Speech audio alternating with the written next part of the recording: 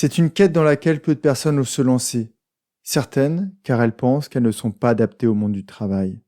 D'autres, car elles ont l'impression de repartir de zéro. Ou encore, car elles croient qu'aucun de leurs proches ne les soutiendra. Heureusement, certaines personnes osent partir à la recherche de leur place professionnelle. Pour la trouver, elles vont devoir combattre certains obstacles durant cette quête. Dans cet épisode, Aude et moi allons te donner des clés pour surpasser tout ça. Et dans 10 minutes, après ma dernière question, il est fort possible que tu aies envie de suivre ce chemin, celui qui te mènera vers une vie professionnelle riche, épanouie et pleine de sens. Bienvenue sur Dépasse-toi, je suis Sylvain et la promesse de mon podcast est simple, t'aider à te créer la vie que tu mérites. Quand je ne suis pas devant le micro, j'accompagne les personnes sensibles à se transformer. Et au fil des épisodes, je vais te partager les prises de conscience qu'elles ont eues et qui leur ont permis de s'épanouir. Tu vas comprendre entre autres comment mieux te connaître, avoir de belles relations, apaiser ton mental et trouver ta place, celle où tu te sentiras aimé et reconnu à ta juste valeur. Si tu veux profiter de tout ce que j'ai à t'offrir, abonne-toi à mon courrier privé sur sylvainviens.com. Installe-toi confortablement, je te souhaite une très belle écoute. Pas d'avis Apple cette semaine. Avant la pause de Noël, Hotmail a considéré que mon courrier gratuit du jeudi était un spam.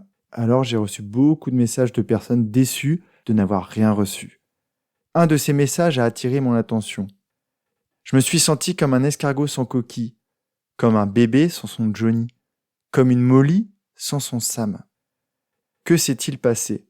J'attendais ma dose d'inspiration et de conscience de la semaine. Signé Émilie. Alors Émilie, tu sais maintenant la raison de ta déception.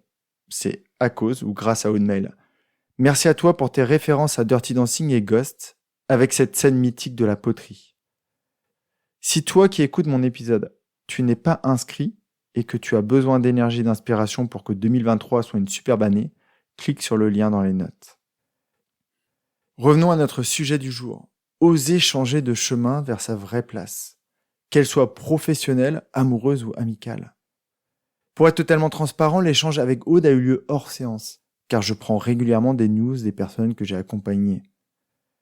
L'année dernière, Aude a osé quitter un confort très inconfortable et est devenue soigneuse animalière, un de ses rêves. Avant d'aller plus loin, il faut que tu saches qui est Aude. C'est une femme les cheveux dorés, très sensible et très intelligente. Une vraie force de la nature, plus rebondissante qu'une balle de tennis, plus résistante qu'un boulet de canon. Quand elle décide quelque chose, rien ne peut se mettre sur son chemin. Pourtant, ce matin-là, en direct de son zoo et de l'enclos des éléphants, rien ne va plus. Elle est apeurée par la suite. Pour que tu comprennes sa relation aux animaux, je dois te raconter une anecdote. Le surf, c'est un sport très exigeant physiquement et difficile parce qu'il se pratique en conditions réelles dans l'océan. Il faut être au bon moment dans l'eau, à la bonne place dans la meute de planches et avoir le bon timing sur la vague. Aude, c'est le genre de femme qui préfère louper la série de la journée pour sauver une abeille optimiste qui se serait éloignée bien trop loin du rivage. Elle aime les animaux, elle aime la nature et elle aime la vie. Ensemble, on a échangé quelques heures avant qu'elle décide de devenir soigneuse animalière et elle n'a pas mis longtemps pour trouver sa place dans un zoo sur la façade atlantique. Après 2 années riches en émotions et en déceptions, elle ne se sent plus à sa place. Elle adore toujours les paresseux, les rhinocéros ou les lions, mais elle n'adhère pas au monde de la captivité animale comme elle a découvert. Elle pensait avoir trouvé sa place, mais non, ce sera ailleurs et ce n'est pas grave. Quand on échange ensemble, elle me fait part du marasme dans lequel elle se trouve. Sa décision est prise, mais son entourage la fait douter. Voilà le type de phrase qu'elle peut entendre. À 36 ans, ma cocotte, il serait temps de te poser. Et tu comptes vivre de quoi après ça ? Quoi ? Tu vas encore changer ? Les moins tendres pensent sans oser lui dire, elle ne trouvera jamais sa place. Et malheureusement, à force de voir la tête déconfite de ses amis, à force d'entendre ces phrases, elle commence elle-même à douter et elle fait comme les autruches. Elle se plonge la tête dans le burk. Elle m'envoie un audio m'expliquant ça. Alors, je lui ai promis quelques clés pour tenir le cap. Si tu es comme Aude ou dans cette même réflexion, celle de trouver ta place professionnelle ou une autre place, tu vas aimer ce qui va suivre. La première idée est de te rassurer par rapport à ton entourage, tes amis, ta famille, ton chéri. Aucune de ces personnes n'est mal intentionnée. Elles craignent juste pour la suite des événements. Elles se soucient de ta sécurité. Si elles étaient là et que je leur posais la question suivante, pour quelle raison lui dis-tu ça? La plupart de ces personnes me répondraient tout simplement, je m'inquiète pour elles. Je ne veux pas qu'elles soient encore déçues et malheureuses. D'autres projettent leur peur, leurs doutes, leur manque de courage. Elles aussi aimeraient quitter leur métier de cadre bancaire, de médecin urgentiste, d'avocat fiscaliste, pour trouver leur vraie place dans le monde. Sans t'en rendre compte, quand tu décideras d'annoncer ton changement, beaucoup d'amis ou de proches se projetteront dans ta vie et te feront part de leurs peurs et de leurs doutes personnels. C'est humain et ne leur en veux pas. La première clé, c'est donc d'écouter tous ceux qui te parlent, mais ne garde que les paroles qui te tirent vers l'avant. Tu trouveras toujours des frileux pour te faire peur. Tu trouveras aussi toujours des courageux qui vont te donner une grande énergie et peut-être qu'ils te pousseront à grimper dans ce van pour entreprendre ce beau voyage. À force de les écouter, Aude s'est mise à douter. Et si je ne trouvais jamais ma place? C'est normal, ça fait peur. Le changement fait peur. 95% des personnes sont inconfortables avec le changement. Et elles ont pris l'habitude de leur inconfort. Alors pourquoi transformer leur vie et prendre des risques? Oui, une place existe pour toi. Et pour la trouver, tu dois découvrir ou redécouvrir ce qui t'anime. Pas ce qui animait tes parents, ni tes professeurs, ou encore tes frères et sœurs. Non, ce qui t'anime, toi. Fais comme j'ai fait avec Aude. Demande-toi tout simplement quand est-ce que ton cœur vibre. Quand est-ce que tu oublies la notion du temps? Que pourrais-tu faire le reste de ta vie? Pour Aude, son cœur ne vibrait pas quand elle était enfermée dans son bel appartement, les yeux sur Instagram ou les mains tapotant sur son clavier d'ordinateur. Aude, elle vibre quand elle est allongée sur sa planche, les cheveux mouillés, face au bleu de l'océan, bousculée par ses remous. Aude, elle vibre quand elle recueille ses petites abeilles sur sa planche, pour les rassurer et les ramener vers le rivage. Aude, elle vibre quand elle est assise sur le sable, face à l'immensité de l'océan, et qu'elle se perd dans ses pensées, imaginant un monde bien plus beau, rempli de nature, de bienveillance et de paix pour tous ses habitants. Aude, elle vibre aussi quand sa curiosité est nourrie de nouveaux apprentissages, de nouveaux visages, quand elle se sent utile à sa génération et à celle de la petite étoile qu'elle couche tous les soirs dans sa chambre d'enfant. Est-ce que la place d'Aude existe? Bien sûr. Et si elle n'existe pas vraiment, elle pourra se la créer. Et toi, est-ce que ta place existe? Tout pareil qu'Aude. Comment peux-tu espérer être épanoui si tu es sensible, curieux, bienveillant et que tu nages par exemple dans un monde d'animaux capables de dévorer leurs congénères? Ta place comme celle d'Aude existe et tu devrais te mettre en quête de la trouver. Il est toujours suffisamment tôt pour ça. La seconde clé, aussi simple que la première, c'est d'y croire, de te rassurer sur le fait que oui, en la cherchant, tu la trouveras cette place. Ou alors mieux, tu la créeras. Alors demande-toi, quand est-ce que ton cœur vibre? La troisième clé, une indispensable pour monter dans ce van, est de comprendre que tu ne repartiras pas de zéro. Cette peur est irrationnelle. Bien sûr que non, tu ne repars pas de zéro. Même si tu as déjà fait plusieurs voyages dans ce van, tu as au moins compris quelque chose.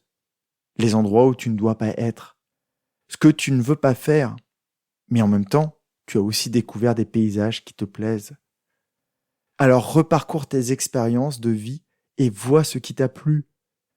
Imagine que tu es devant ton passeport où tous ces voyages professionnels sont répertoriés. Prends tes voyages les uns après les autres, examine-les, revis-les. et vois quels sont les critères dont tu as besoin. Je suis monté dans ce van en 2016 et voici ce que j'ai compris en regardant mon CV. Pour ma part, j'ai adoré les formations que je dispensais à mes utilisateurs dans ma boîte du 440. Je me suis éclaté à former des étudiants à Paris 12.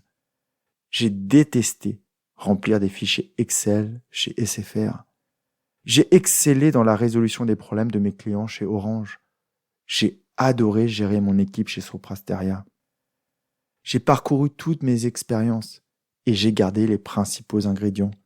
Inspirer, questionner, partager, côtoyer. Et me voilà à ma place dans tes oreilles et dans mes séances d'accompagnement. Fais comme moi, mets les bons ingrédients dans un même récipient et vois à quoi ça ressemble. Quand tu auras trouvé ta place, tu n'auras plus l'impression de travailler. La troisième clé est donc de te rappeler que tu as déjà quasiment tout devant les yeux. À toi juste d'aller revisiter tes expériences du passé. La quatrième peur qu'ont les personnes qui se lancent dans cette quête est le vide qui se présente devant elles. C'est flippant. Je l'ai traversé pendant 2 ans avant de comprendre ce qui me faisait vibrer. C'était devant moi, mais seul, je ne le voyais pas complètement. Rappelle-toi juste que c'est dans le vide que l'on peut se découvrir. C'est sur une feuille blanche que l'on peut se créer un beau dessin. C'est en étant nu que l'on peut enfiler une tenue confortable. Comment ne pas se faire avaler par cette peur de n'avoir plus rien à faire, de n'avoir plus aucune contrainte? La clé, la quatrième, c'est de cadrer ce vide. Garde des moments pour juste être, aller surfer, aller méditer, aller rencontrer des amis, aller explorer des activités, aller apprendre de nouvelles choses. Naturellement, doucement, mais sûrement, toutes ces expériences vont exciter ta créativité. Et alors, des idées vont émerger. Tiens, et si je faisais ça? Et pourquoi je ne ferais pas comme? Qu'est-ce que ça doit être bien de... Note toutes ces idées et peu à peu, elles vont se préciser. Quand tu auras un embryon de projet, imagine-le fini et vois quelles sont les actions que tu peux mettre en place pour y aller. Quand j'ai quitté mes différents jobs, je suis passé par ces mêmes étapes et je te les précise. La prise de conscience que je n'étais pas épanoui professionnellement, ce vide qui me consumait de l'intérieur. Et puis, la peur de bouger. Quand tu sais que tu dois bouger, que tu ne dois pas attendre.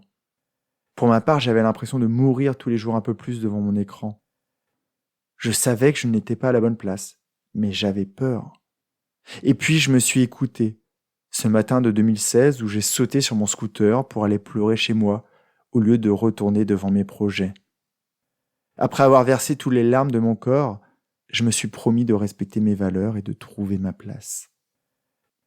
L'étape d'après, c'est la recherche. La quête de ce qui te fait vibrer, de ce qui t'anime. Je l'ai cherché seul pendant 2 ans, me découvrant et me soignant par la même occasion. Et enfin, le Graal. Le moment où tout paraît simple. J'ai simplement décidé de partager mes apprentissages.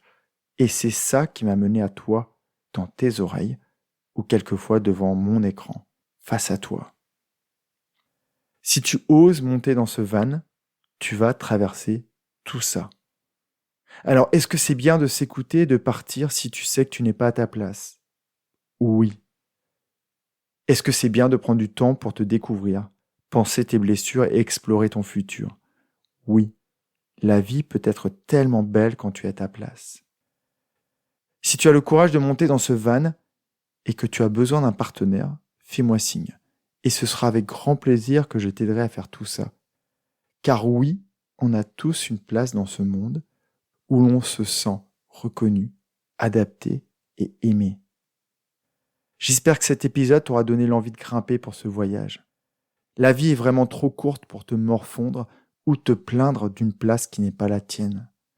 Le monde a besoin d'un maximum de lumière et je suis sûr qu'une fois à ta place, tu brilleras de 1000 feux et tous ceux qui seront autour de toi en profiteront. Pour ça, j'ai une dernière question pour toi. Te sens-tu à ta place ? Si tu as aimé cet épisode, il plaira sûrement à un de tes proches, alors pense à le lui partager tout de suite. J'espère aussi qu'il te donnera envie de me laisser un avis 5 étoiles sur ta plateforme d'écoute. On se retrouve jeudi dans mon courrier pour faire encore un pas de plus vers la vie que tu mérites. Prends vraiment bien soin de toi et passe une très belle journée. Bye bye.